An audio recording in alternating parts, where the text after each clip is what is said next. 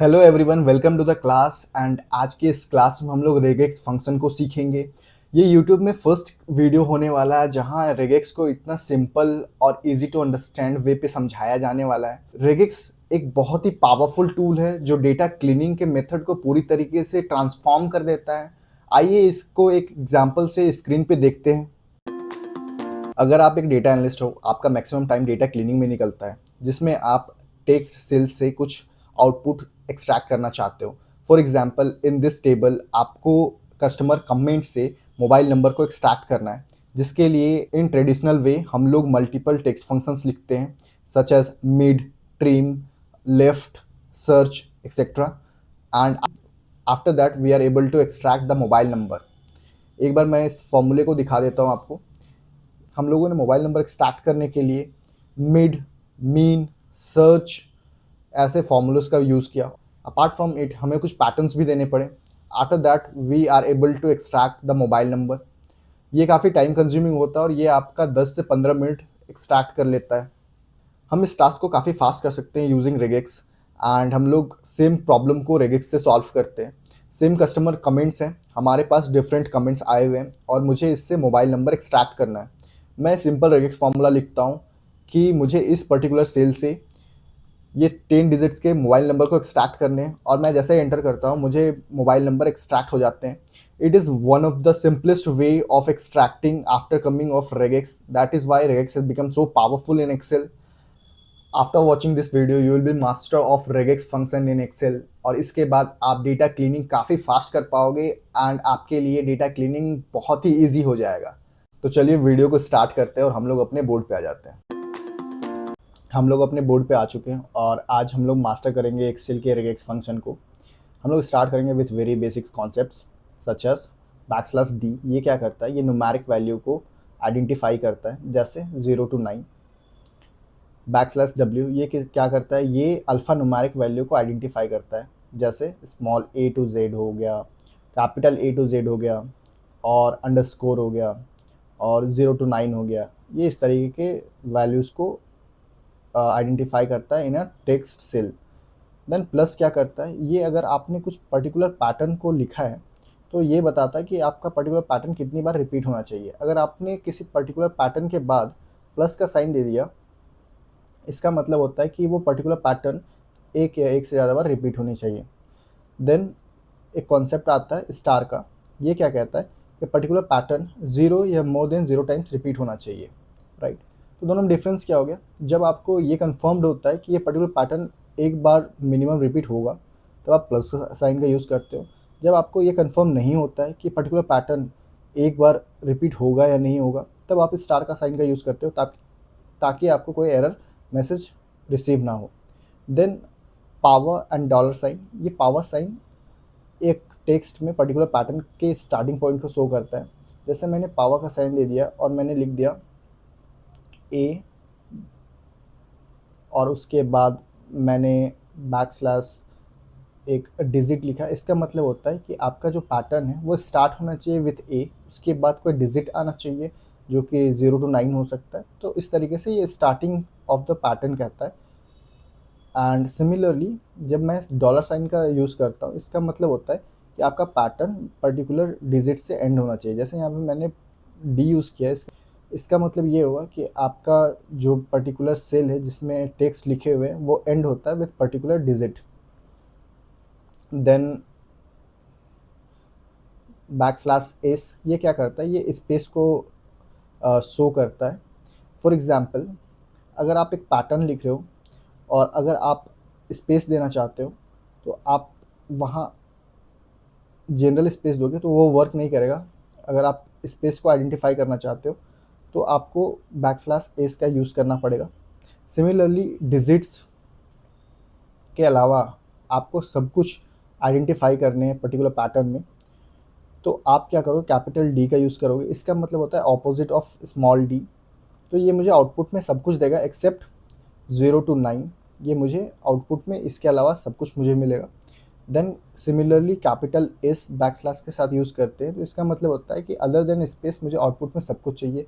मतलब स्पेस को छोड़ के जितने भी वैल्यूज़ होंगे वो मुझे सब कुछ आउटपुट में मिल जाएंगे। Now coming to the next page.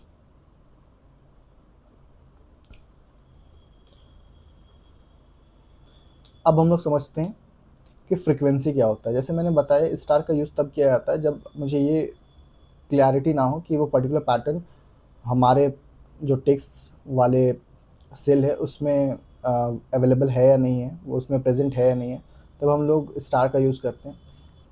हम लोग क्वेश्चन मार्क का यूज़ तब करते हैं जब मुझे पर्टिकुलर वैल्यू को एज एन ऑप्शन रखना होता है। फॉर एग्जांपल, मैं एक पैटर्न लिखता हूँ जिसमें मैं H T T P and S के बाद क्वेश्चन मार्क डाल देता हूँ। इसका मतलब हो जाता है कि अगर मेरे पैटर्न में एस ना भी हो तभी मुझे वो आउटपुट मिलेगा, अगर मुझे पैटर्न में एस मिले तभी मुझे सेम आउटपुट मिलेगा, राइट। एंड देन हमारे पास आता है कर्ली ब्रेसेस के साथ कुछ नंबर्स लिखना। इसका मतलब हो जाता है कि आप पर्टिकुलर पैटर्न में पर्टिकुलर डेटा टाइप को एग्जैक्ट मैच के साथ मैच करना चाहते हो। फॉर एग्जांपल, मैं लिखता हूँ कि मेरे पास एक डिजिट हो जिसमें मैं कर्ली ब्रेसेस के अंदर 3 लिखता हूँ। इसका मतलब पर्टिकुलर जो डिजिट हो वो 3 डिजिट का हो, राइट। इसके बाद हम लोग चाहें तो एक रेंज भी लिख सकते हैं, जैसे कि अगर मैं बैकवर्ड स्लैश और अल्फ़ा न्यूमेरिक वैल्यू और मैं लिख देता हूँ 2 to 5, तो इसका मतलब हो जाता है कि आपके पास कुछ भी वैल्यूज़ हो सकते हैं, 0 to 9, A to Z या फिर A to Z।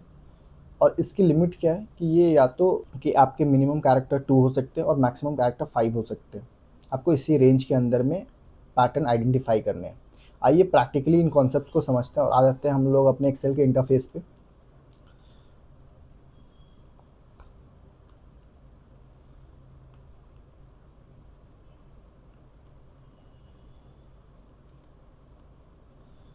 हम लोग अपने एक्सेल के इंटरफेस पे आ चुके हैं और हमारे पास कुछ क्वेश्चंस हैं जिसमें हमें कुछ पर्टिकुलर चीज़ें एक्सट्रैक्ट करनी है। ये हमारा गोल है और गोल अचीव करने के लिए हमें एक रेगेक्स फंक्शन लिखने हैं। चलिए सबसे पहले पहला क्वेश्चन को समझते हैं। हमारे पास फर्स्ट प्रॉब्लम आता है, ये एक्सट्रैक्शन से रिलेटेड प्रॉब्लम है, जिसमें आपके पास एक रो में से डेटा है जिसमें ऑर्डर आईडी लिखा हुआ है, उसके बाद हैज़ का साइन दिया हुआ है, उसके बाद कुछ न्यूमेरिक वैल्यूज़ हैं, उसके बाद टी एक्स लिखा हुआ है। मुझे क्या एक्सट्रैक्ट करना है, न्यूमेरिक आईडी जो है उनको एक्सट्रैक्ट करना है, जो मुझे यहाँ दिखाया हुआ है कि 99281 को एक्सट्रैक्ट करना है। आपको रेगेक्स फंक्शन का यूज़ करना है और इसे एक्सट्रैक्ट करना है। इसके लिए मुझे एक हिंट दिया हुआ है कि आपको क्या यूज़ करना है, आपको बैकस्लैश डी प्लस का यूज़ करना है ताकि आपको जो आउटपुट मिले उसमें न्यूमेरिक वैल्यू प्रेजेंट हो। तो सॉल्यूशन को हम लोग देखते हैं और समझते हैं कि इसका सॉल्यूशन कैसे किया जाएगा। हम लोग सबसे पहले is equals to regex extract का यूज़ करेंगे। इससे क्या होगा कि ये पर्टिकुलर पैटर्न को एक्सट्रैक्ट करेगा एंड उसके बाद मैं सबसे पहले यहाँ पे सेल का नाम बताता हूँ कि किस सेल से मुझे पर्टिकुलर वैल्यू को एक्सट्रैक्ट करना है। तो मैंने बताया कि C2 से एक्सट्रैक्ट करना है। उसके बाद मैंने पैटर्न बताया जिसको मैंने इन्वर्टेड ब्रैकेट के अंदर रखा है, बैकवर्ड स्लैश, एंड देन मैंने प्लस का साइन यूज़ किया, जो मैंने आपको सब कॉन्सेप्ट समझाया था। प्लस का मतलब हो जाता है कि पर्टिकुलर पैटर्न 1 या मोर देन 1 टाइम्स रिपीट होना चाहिए।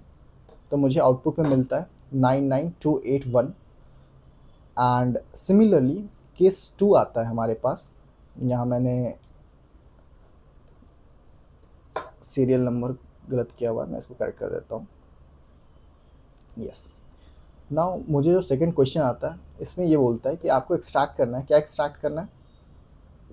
तो मुझे एक्सट्रैक्ट करना है सेल्स $1250.00 लिखा हुआ है और ये मार्च 2026 का सेल है। मुझे एक्सट्रैक्ट करना है वो अमाउंट जो यहाँ पे लिखा हुआ है।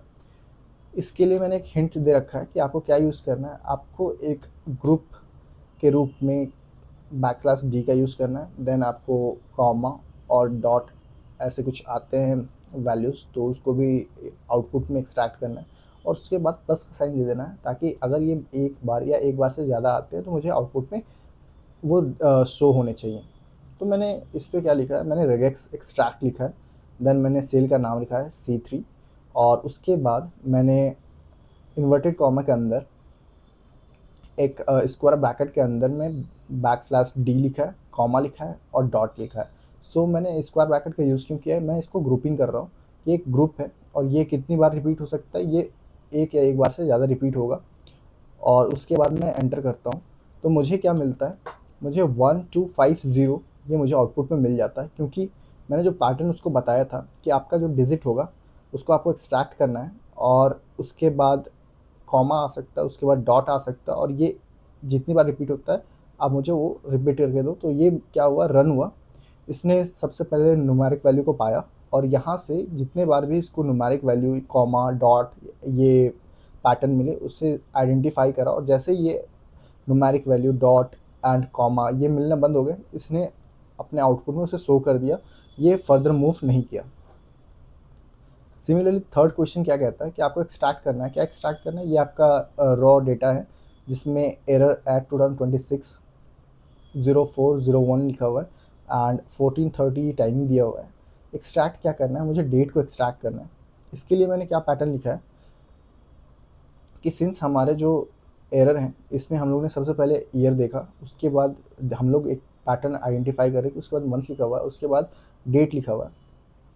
तो सेम पैटर्न को हम लोग अपने रेग एक्सट्रैक्ट फंक्शन पे यूज़ करते हैं एंड हम लोग बोलते हैं सेल C4 से एक्सट्रैक्ट क्या करना है, इन्वर्टेड कॉमा के अंदर लिखते हैं कि एक डिजिट होना चाहिए जिसमें जो मैंने लिमिट डाल के रखा है वो 4 होना चाहिए, यानी कि 4 न्यूमेरिक वैल्यू का एक डिजिट होना चाहिए। देन सेकेंड जो डिजिट होना चाहिए वो 2 कैरेक्टरिस्टिक्स तक जाना चाहिए, जो 2 कैरेक्टर तक जाना चाहिए, एंड देन थर्ड डिजिट होना चाहिए वो फिर 2 कैरेक्टर तक जाना चाहिए। इस तरीके का मैंने एक पैटर्न इसको लिखा हुआ है, और मैं जैसे इसको एंटर करता हूँ ये मुझे जो डेट है उसको एक्सट्रैक्ट करके आउटपुट में दे देता है। इसने इस तरीके से काम कैसे किया इसको समझते हैं। सबसे पहले हम लोगों ने लिखा कि मुझे न्यूमेरिक वैल्यू चाहिए, और मैंने इस पे लिमिट डाल रखा है कर्ली ब्रेसेस से 4। तो ये सबसे पहले आपके इनपुट वाले सेल पे ढूंढता है कि 4 डिजिट कहाँ पे हैं, तो ये उसको मिल जाता है। फिर मैंने एक डैश का यूज़ किया है, उसके बाद फिर से मैंने बैकवर्ड स्लैश एंड डी का यूज़ किया है, यानी कि फिर से न्यूमेरिक वैल्यू ढूंढेगा, और मैंने यहाँ लिमिट डाला है 2 का, यानी कि 2 डिजिट वाले वैल्यूज़ को ढूंढेगा, तो उसको 2 डिजिट का वैल्यू मिल जाता है। देन एक और डैश मिलता है एंड देन सेम पैटर्न, तो उसको ये पैटर्न मिल जाता है और ये मुझे आउटपुट में दे देता है। नाउ नेक्स्ट जो मेरा क्वेश्चन है वो भी एक्सट्रैक्शन से रिलेटेड है, जिसमें मुझे एक लोकेशन दिया हुआ है और मुझे एक्सट्रैक्ट करना है लैटिट्यूड क्या होता है। So latitude is basically the X axis and longitude is the Y axis. तो मुझे यहाँ पे लैटिट्यूड फाइंड आउट करना है, इसके लिए मुझे एक पैटर्न लिखना पड़ेगा। तो यहाँ पे मैंने एक हिंट में पैटर्न दिया है कि आपका जो \d है वो एक या एक से ज़्यादा बार रिपीट होना चाहिए। फिर अगेन \डॉट यूज़ किया है ताकि वो डॉट को रिप्रेजेंट करे, और उसके बाद फिर से \d का यूज़ किया, और उसके बाद प्लस का साइन का यूज़ किया ताकि वो एक या एक बार से ज़्यादा रिपीट को शो करे। तो मैंने इसको रेगेक्स एक्सट्रैक्ट में यूज़ किया। C5 सेल का नाम है, और मैं ये जो पैटर्न यूज़ कर रहा हूँ वो है \d+। इसका मतलब डिजिट जो होंगे वो एक या एक से ज़्यादा बार रिपीट हो सकते हैं। उसके बाद \डॉट, इसके मतलब इसके बाद जो भी डिजिट होंगे उसके बाद एक डॉट आएगा, और उसके बाद फिर से एक डिजिट चलेगा, वो एक या एक से ज़्यादा बार हो सकता है। तो मुझे आउटपुट में 12.97 मिल गया, और इसके बाद हमारा जो डेटा एक्सट्रैक्शन था वो स्टॉप हो जाता है, बिकॉज उसके बाद हमारा पैटर्न मिलना ख़त्म हो जाता है। उसके बाद हमें जैसे ही कॉमा मिलता है, जो हमने पैटर्न लिखा है वो उसके अगेंस्ट है, और यहाँ पे हमारा पैटर्न रिकग्निशन स्टॉप हो जाता है। नाउ सिमिलरली हमें एक्सट्रैक्ट करना है दिस पर्टिकुलर रो डेटा से, जो कि है S2BLKSML442V1, और उसमें से मुझे 3 डिजिट का कोड को एक्सट्रैक्ट करना है। इसके लिए क्या करना है, मुझे एक पैटर्न लिखना है जिसमें मैं लिखूँगा डिजिट होना चाहिए, और इसमें लिमिट डाल के रखा है कि 3, यानी कि 3 डिजिट का न्यूमेरिक वैल्यू होना चाहिए। तो मुझे ये आउटपुट में मिलेगा 442, क्योंकि पूरे के पूरे टेक्स्ट में केवल 442 ही है जो कि 3 डिजिट का न्यूमेरिक वैल्यू है। Similarly meeting at 9:30 AM tomorrow, ये एक टेक्स्ट है जिसमें से मैं टाइम को एक्सट्रैक्ट करना चाहता हूँ। तो मुझे एक पैटर्न देखने को मिल रहा है कि जो हमारा टाइम वाला वैल्यू वो सबसे पहले 2 डिजिट होता है, उसके बाद एक कॉलन होता है, उसके बाद फिर से 2 डिजिट होता है, और उसके बाद एक स्पेस होता है और AM या फिर PM लिखा हुआ रहेगा। तो मैं क्या करता हूँ, ये पैटर्न को यहाँ पे लिखता हूँ। तो मैंने क्या लिखा है कि एक डिजिट होगा और लिमिट डाला है 2, फिर से एक डिजिट होगा, सॉरी फिर से एक न्यूमेरिक वैल्यू होगा जिसमें 2 डिजिट्स होंगे, और उसके बाद स्पेस के लिए \s का यूज़ करेंगे, और उसके बाद AM या PM हो सकता है। तो मैंने क्या करा, एक ग्रुप बनाया जिसमें APM ये वैल्यूज़ दो बार रिपीट होने चाहिए। दैट मीन्स या तो ए आना चाहिए और एम आना चाहिए, दो कैरेक्टर होने चाहिए, और या तो पी और एम होना चाहिए, यानी कि दो कैरेक्टर्स आपके पास आउटपुट में आने ही चाहिए। तो ये मुझे ये पैटर्न देखता है और फाइंड आउट करता है कि 9:30 AM ये पैटर्न आपके पर्टिकुलर सेल पे प्रेजेंट है।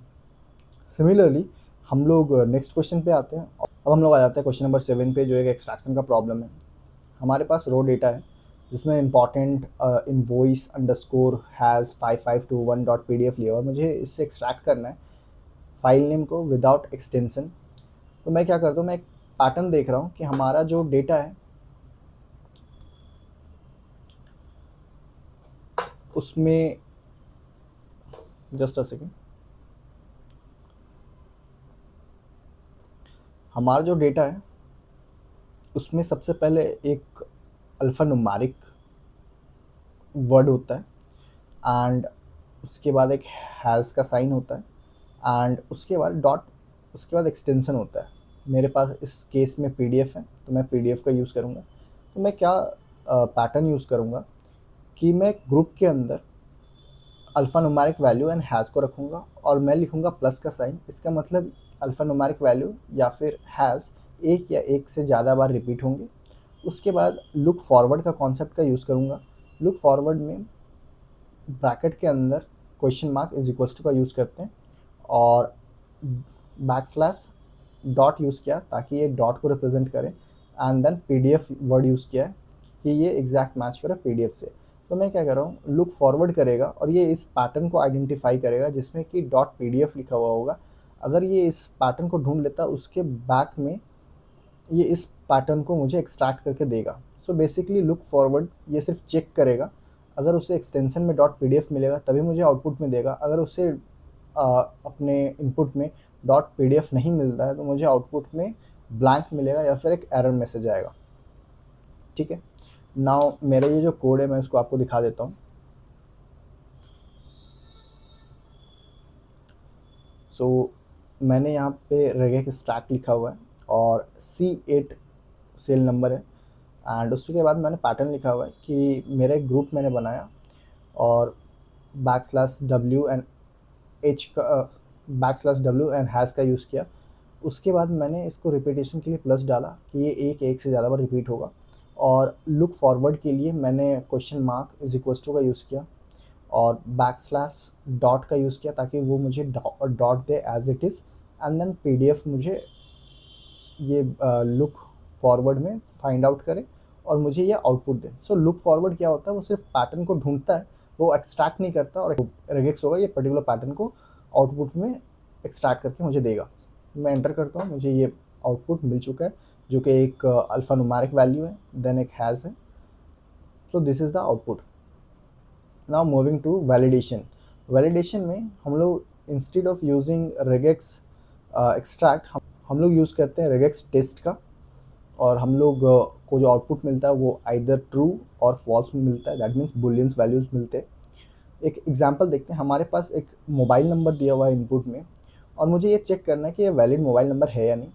तो सबसे पहले मैं इसको एक आइडेंटिफाई करता हूँ विथ अ पैटर्न, कि मैं इसको एक पैटर्न देता हूँ कि आपका जो सेल है, पर्टिकुलर जो सेल है, उसका जो वैल्यू होना चाहिए वो स्टार्ट होना चाहिए। जो मैंने आपको बताया था कि पावर का साइन जो होता है वो स्टार्टिंग ऑफ द पैटर्न बताता है, तो मैं बोल रहा हूँ कि स्टार्ट होना चाहिए, एंड मैंने बैकस्लैश का साइन दिया और उसके बाद +91 दिया कि वो एज इट इज़ ले ले। तो मेरा जो पैटर्न है वो स्टार्ट हो रहा है +91 से, एंड देन फिर बैकवर्ड स्लैश एस लिखा, इसका मतलब एक स्पेस होगा, एंड देन फिर एक बैकवर्ड स्लैश डी लिखा, यानी कि डिजिट्स होंगे, और न्यूमेरिक वैल्यू कितने तक जा रहे हैं, 10 डिजिट के होंगे, और उसके बाद डॉलर का साइन है, उसके मतलब उसके बाद आपका जो पैटर्न है वो एंड होना चाहिए। तो मैं एक बार इसको एंटर करता हूँ और इसे मैं चेक करता हूँ। मैंने रेगेक्स टेस्ट का यूज़ किया है इसमें और C9 सेल का यूज़ किया, और मैंने ये पैटर्न लिखा, पर्टिकुलर पैटर्न, और मैं एंटर करता हूँ। मुझे क्या आउटपुट मिलता है, ट्रू। दैट मीन्स कि आपका जो सेल है उसमें जो वैल्यू है वो स्टार्ट हो रहा है विथ +91, उसके बाद आपके पास एक स्पेस है, उसके बाद 10 डिजिट के एक न्यूमेरिक वैल्यू है। देन सेकेंड वैलिडेशन करना है कि does it contain any digits. तो मैं डायरेक्टली यहाँ पे लगाता हूँ कि क्या इसमें एक डिजिट कंटेन है। मैंने यहाँ पे रेगेक्स टेस्ट लगाया और C10 पे लगाया हुआ है ये पर्टिकुलर सेल पे, और मैं टेस्ट क्या कर रहा हूँ कि क्या इसके अंदर एक डिजिट है, और इसे और रोबस्ट बनाने के लिए यहाँ पे प्लस का साइन यूज़ कर देते हैं एंड एंटर करते हैं तो ट्रू। दैट मीन्स कि आपके आउटपुट में एटलीस्ट 1 डिजिट होने चाहिए तभी ये ट्रू आएगा। नेक्स्ट एक वैलिडेशन का क्वेश्चन है जिसमें ये पूछ रहा है कि ये इनपुट सेल पे क्या ये ईमेल वैलिड है, और वैलिड होने के लिए क्या होना चाहिए, डॉट कॉम होना चाहिए। तो मैं एक पैटर्न डालता हूँ कि एक डॉट होना चाहिए, कॉम होना चाहिए, और उसके बाद हमारा जो पर्टिकुलर सेल में टेक्स्ट वैल्यू है वो एंड होने चाहिए विथ, इसीलिए मैंने यहाँ पे डॉलर साइन का यूज़ किया है। तो मैं इस पैटर्न को यहाँ लिखता हूँ कि C11 का नंबर है, और उसके बाद मैंने पैटर्न स्टार्ट करा with inverted comma backslash and dot दिया, यानी कि इसने डॉट पैटर्न को आइडेंटिफाई किया। देन कॉम होना चाहिए, और उसके बाद हमारा जो पर्टिकुलर सेल पे वैल्यू है वो एंड हो जाना चाहिए। लेट्स सी, तो ये बोल रहा है कि फॉल्स है। ऐसा क्यों हुआ, क्योंकि एट द रेट कंपनी हमारे इनपुट पे लिखा हुआ है, और मैंने इसमें सर्च किया है कि डॉट कॉम होना चाहिए, इसमें डॉट कॉम नहीं है, इसलिए इसने मुझे फॉल्स आउटपुट दिया है। देन हमें एक और वैलिडेशन का क्वेश्चन दिया हुआ है जिसमें क्या है कि is this a 15 character GST structure. So 15 character के जीएसटी स्ट्रक्चर का फॉर्मेट क्या होता है कि आपका जो वैल्यू है वो स्टार्ट होना चाहिए with numeric value of 0 to 9, और ये रिपीट होना चाहिए टिल 2 डिजिट्स, एंड उसके बाद आपके पास कैपिटल A to Z होने चाहिए, और ये रिपीट होना चाहिए 5 टाइम्स, एंड देन आपके पास फिर से एक न्यूमेरिक वैल्यू होना चाहिए, और ये 4 डिजिट्स के होने चाहिए, और उसके बाद कुछ भी वैल्यूज़ हो सकते हैं। अगर ये इस पर्टिकुलर पैटर्न को फॉलो करता है देन ये करेक्ट जीएसटी नंबर है, और अगर ये पर्टिकुलर फॉर्मेट को फॉलो नहीं करता है तो ये एक रॉन्ग जीएसटी नंबर है। मैंने सेम यूज़ किया है रेगेक्स टेस्ट का, और C12 मेरा सेल का नाम है, सेल का नंबर है, एंड देन मैंने ये पैटर्न को लिख दिया है। एक बार चेक कर लेते हैं, ये हमारा जो 29 है वो 0 to 9 पे आता है, और ये 2 डिजिट्स के हैं, यस। देन हमारे पास कैपिटल A to Z होने चाहिए जो कि 5 डिजिट्स के हैं, तो हमारे पास क्या है, ये 5 डिजिट्स है, 1 2 3 4 5, यस। एंड देन हमारे पास आता है कि आपके पास डिजिट्स होने चाहिए, न्यूमेरिक वैल्यूज़ होने चाहिए 4 डिजिट्स के, तो क्या हमारे पास 4 डिजिट्स हैं, 1 2 3 4, यस। एंड देन मैंने उसके बाद 4 डॉट्स लगाए हैं, यानी कि उसके बाद 4 कुछ भी कैरेक्टर्स हो सकते हैं, वो न्यूमेरिक वैल्यूज हो सकते हैं, वो स्पेशल कैरेक्टर्स हो सकते हैं। तो यहाँ पे देखते हैं A1Z5, तो हमारे पास 4 कैरेक्टर्स हैं, करेक्ट। तो इसने मुझे आउटपुट में ट्रू दिया है। देन हमारे पास नेक्स्ट वैलिडेशन का क्वेश्चन आ जाता है कि ये आपके पास रॉ डेटा है, और does it start with a capital letter, मुझे ये चेक करना है। मैंने क्या करा, मैंने पावर का साइन लगाया और एक ग्रुप क्रिएट करा A to Z का, और मैं ये चेक करता हूँ कि इसमें A to Z है या नहीं है। सो इस ये आउटपुट दे रहा है ट्रू, क्योंकि ये पर्टिकुलर पैटर्न कैरी करता है, पर्टिकुलर जो सेल है वो कैपिटल A से स्टार्ट हुआ है। ओके, क्वेश्चन नंबर 13 क्या कहता है कि आपके पास एक सेल है, आपको ये जानना है कि ये पर्टिकुलर जो सेल है ये एक वैलिड आईपी एड्रेस है या नहीं। तो आईपी एड्रेस का एक वैलिड फॉर्मेट क्या होता है कि आपके पास एक न्यूमेरिक वैल्यू होनी चाहिए जिसमें एक से लेकर के 3 डिजिट्स हो सकते हैं, और ऐसे मुझे 3 टाइम्स रिपीट करने हैं, और उसके बाद मुझे एक न्यूमेरिक वैल्यू मिलेगा जो कि 1 से 3 बार रिपीट होगा, और उसके बाद हमारा जो पर्टिकुलर सेल है, जो वैल्यू है सेल में, वो एंड होना चाहिए। तो मैंने यहाँ पैटर्न लिखा है, ये आपका एक ग्रुप मैंने क्रिएट करा है, पर्टिकुलर दिस वन जो मैंने ब्रैकेट से स्टार्ट करा है, और उसमें /D यूज़ किया है कि न्यूमेरिक वैल्यूज़ होने चाहिए, मिनिमम 1 डिजिट होने चाहिए, मैक्सिमम 3 डिजिट्स होने चाहिए, उसके बाद एक डॉट होना चाहिए, और ये मिनिमम 3 टाइम्स रिपीट होने चाहिए, राइट। तो मैं देखता हूँ कि एक यहाँ पे रिपीट हो गया, दूसरा यहाँ पे रिपीट हो गया, एंड तीसरा यहाँ पे रिपीट हो गया, राइट। और उसके बाद मैंने क्या लिखा है कि एक डिजिट होगा जो कि 1 से 3 डिजिट के हो सकते हैं न्यूमेरिक वैल्यू, और उसके बाद हमारा जो टेक्स्ट सेल है उसमें डेटा एंड होना चाहिए, इसके लिए मैंने स्टार लिखा हुआ है, इसके लिए मैंने डॉलर का साइन दिया हुआ है। तो आप देखोगे कि मेरा 0 के पास जो डॉट आता है उसके बाद 1 आके एक न्यूमेरिक वैल्यू आकर के मेरा जो पर्टिकुलर सेल पे वैल्यू है वो एंड हो जाता है, तो ये मुझे आउटपुट में ट्रू दे रहा है। मेरा नेक्स्ट क्वेश्चन क्या आएगा कि आपके पास एक पर्टिकुलर इस तरीके के वैल्यू है, मुझे क्या करना, remove all non numeric characters. मेरे पास नॉन न्यूमेरिक कैरेक्टर्स क्या है, ब्रैकेट है, देन डैश है, देन स्पेसेस है। मुझे इसको सबको रिमूव करना है। तो रिमूव करने के लिए रिप्लेस का यूज़ करते हैं हम लोग। तो आप देखोगे मैं क्या कर रहा हूँ, रेगेक्स रिप्लेस कर रहा हूँ और पर्टिकुलर सेल को मैं सेलेक्ट कर रहा हूँ और मैं क्या कह रहा हूँ कि जो भी डिजिट्स हैं अदर देन डिजिट्स, सो मैंने कैपिटल डी का यूज़ किया। इसका मतलब हो गया, कैपिटल डी का मतलब हो गया अदर देन डिजिट्स हैं, उसको आप रिप्लेस कर दो विथ नन, नथिंग। और मैं यहाँ पे एंटर करता हूँ। तो इसने क्या करा, जो भी नन न्यूमेरिक वैल्यूज़ थे उसको कन्वर्ट कर दिया विथ नथिंग। सो मुझे एक पूरा न्यूमेरिक वैल्यूज़ मिल गए। देन मुझे अगेन एक क्लीन करना है, ये हमारे पास इनपुट डेटा है और मुझे रिप्लेस करना है all punctuations with a space. So punctuation मेरे कुछ भी हो सकते हैं, डॉट डॉट डॉट हो सकते हैं, कॉमा कॉमा कॉमा हो सकते हैं, वट एवर इट इज़। मुझे क्या कन्वर्ट करना है इसको इन अ सिंगल स्पेस। तो मैं क्या पैटर्न लिखता हूँ कि रेगेक्स रिप्लेस का यूज़ करता हूँ कि मुझे रिप्लेस करना है, एंड C16 सेल है। और मैं पैटर्न लिखता हूँ कि अगर वो डॉट या कॉमा होता है और उसका रिपीटिशन एक या एक से ज़्यादा बार होता है तो आप उसको कन्वर्ट करोगे स्पेस में। इसके लिए मैंने इन्वर्टेड कॉमा के अंदर एक स्पेस यूज़ किया है और मैं यहाँ पे एंटर करता हूँ। तो मुझे आप देखोगे कि जॉन मिला हुआ है।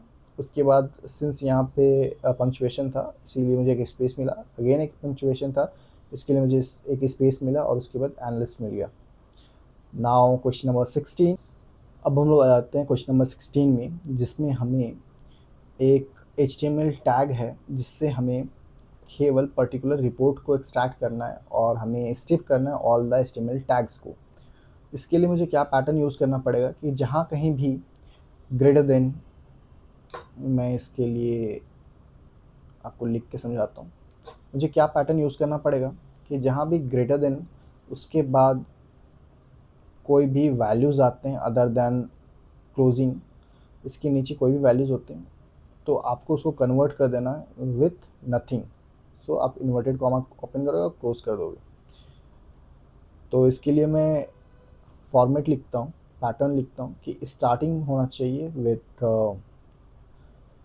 लेस देन मार्क, एंड उसके बाद आपके पास अदर देन ग्रेटर देन जो मार्क है वो होना चाहिए, और ये हो भी सकता है और नहीं भी हो सकता है। एंड देन आपका एंड होना चाहिए with greater then mark, right. और उसके बाद आप इसको कन्वर्ट करोगे विथ नथिंग, दैट मीन्स आप इन्वर्टेड कॉमा को ओपन करोगे क्लोज कर दोगे। लेट्स सी कैसे ये काम करता है। एक मैंने पैटर्न लिखा हुआ है रेगेक्स रिप्लेस, C17 में पर्टिकुलर सेल है और मैंने जो पैटर्न लिखा हुआ है कि start with less than value, उसके बाद मैंने ब्रैकेट के अंदर में लिखा हुआ है कि पर्टिकुलर वैल्यू नहीं होना चाहिए, दैट मीन्स ये पर्टिकुलर साइन नहीं होना चाहिए, और उसके बाद ये रिपीट होगा 0 और more times, and then end होगा विथ ग्रेटर देन साइन, और ये पैटर्न जहाँ भी मिलता है उसको रिप्लेस कर दो विथ नथिंग। तो इसने ये पैटर्न को आइडेंटिफाई करा कि स्टार्टिंग में ये पैटर्न है और लास्ट में ये पैटर्न है, तो इसने उसको कन्वर्ट कर दिया टू नथिंग, एंड मुझे जो आउटपुट मिला वो मिला फाइनल रिपोर्ट। ठीक है, तो हम लोग आ जाते हैं क्वेश्चन नंबर 17 में। इसमें क्या है कि आपके पास एक इनपुट है जिसमें यूज़र नेम अंडरस्कोर 123 है। मुझे फर्स्ट लेटर को कैपिटल करना है, कैपिटलाइज करना है। तो उसके लिए मैं एक पैटर्न का यूज़ करता हूँ कि जो भी फर्स्ट लेटर होगा उसको हम लोग रिप्लेस करेंगे with the upper case of that particular cells का फर्स्ट वैल्यू से।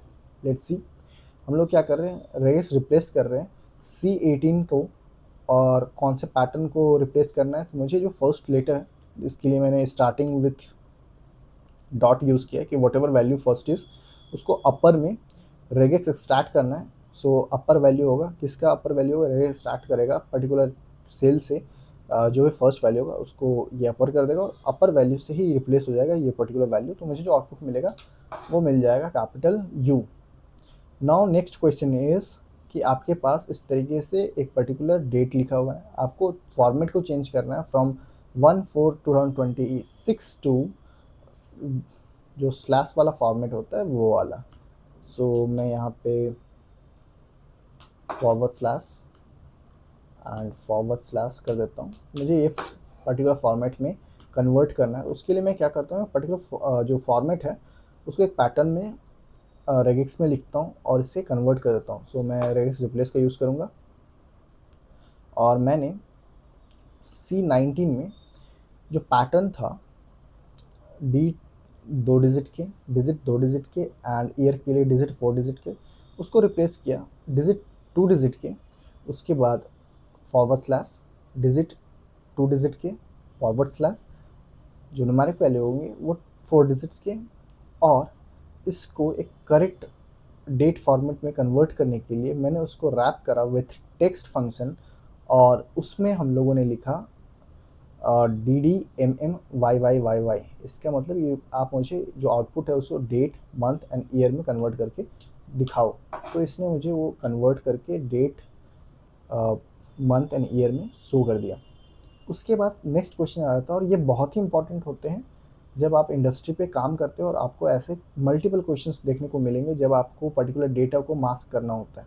फॉर एग्जांपल आपके पास कोई डेटा है वीज़ा 4242424288881234, आपको मास्क करना है ताकि आपको केवल लास्ट के 4 डिजिट्स ही दिखें। जैसे कि जब आप देखते हो, जब आपके फ़ोन पे OTP आता है, जब आप क्रेडिट कार्ड का यूज़ करते हो तो आप देखोगे कि लास्ट के 4 डिजिट ही दिखते हैं। तो उस केस में मुझे एक पर्टिकुलर पैटर्न से उसको रिप्लेस करना पड़ेगा। तो मैं यहाँ पे जो रेगेक्स रिप्लेस का है उसका यूज़ करता हूँ और रेगेक्स रिप्लेस में मैंने सबसे पहले जो मुझे इनपुट चाहिए था उसके लिए रेगेक्स एक्सट्रैक्ट करा। किसको एक्सट्रैक्ट करा? C20 से, यानी पर्टिकुलर दिस सेल से मैंने जो भी 4 digits and 4 digits and 4 digits and 4 digits के वैल्यूज़ हैं उसको एक्सट्रैक्ट करा। अब मेरा रेगेक्स रिप्लेस काम करना शुरू हो गया। सो उसमें से आइडेंटिफाई करेगा 4 डिजिट एंड 4 डिजिट्स को और उसको कन्वर्ट करेगा 2x में कन्वर्ट कर दिया एंड जो फोर्थ जो डिजिट था वो एज इट इज़ रह गया। इसीलिए मुझे आउटपुट पे ये फर्स्ट 3 के लिए x का साइन मिलता है एंड फोर्थ के लिए एज इट इज़ 1 2 3 4 आउटपुट मिल जाता है।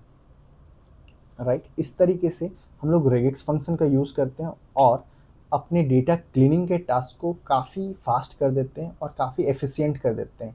आज की क्लास के लिए इतना ही। नेक्स्ट क्लास में मिलते हैं और हम लोग नए कॉन्सेप्ट्स को समझते हैं। मैं एक्सेल पे एंड टू एंड प्रोजेक्ट्स लेकर के आने वाला हूँ जिसके लिए मैं 200 सब्सक्राइबर्स का वेट कर रहा हूँ। जैसे 200 सब्सक्राइबर्स कंप्लीट हो जाते हैं मैं एक्सेल के एंड टू एंड प्रोजेक्ट्स आपको यूट्यूब पे कराऊँगा। और अगर आपको वीडियोस अच्छी लग रही है please like the video, subscribe the channel and share it to your friends. Thank you.